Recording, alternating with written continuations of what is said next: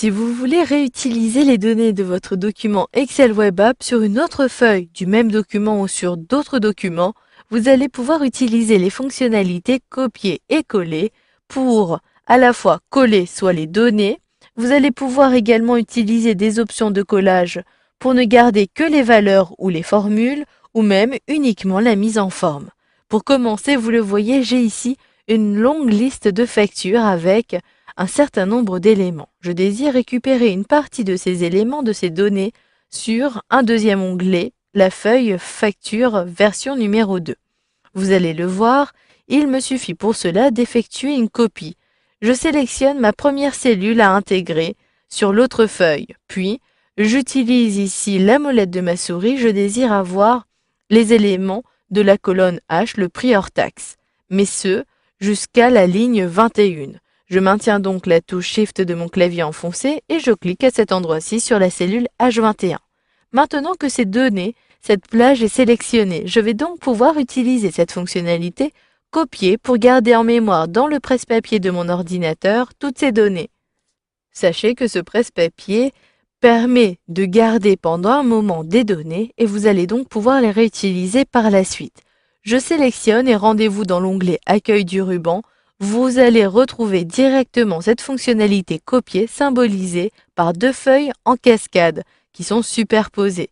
Vous pouvez même, pour copier cette plage de données, utiliser le raccourci clavier CTRL plus la lettre C comme copier. Si je clique droit sur la sélection, je reconnais même les outils, les différents outils du presse-papier comme copier.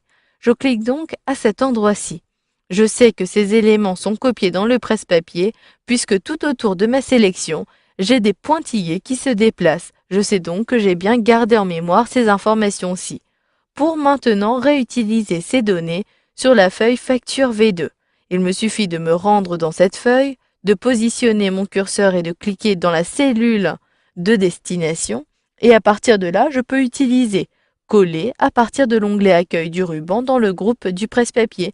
Il s'agit de ce gros bouton symbolisé par ce support. Je clique donc à cet endroit-ci et automatiquement, vous le voyez, j'ai collé toutes les données, les mêmes données. D'ailleurs, si je clique sur prix hors taxe, je retrouve même une formule supplémentaire. Je vais même avoir toutes les données qui n'apparaissent pas avec la même mise en forme. Je n'ai pas la même taille pour la colonne D par exemple.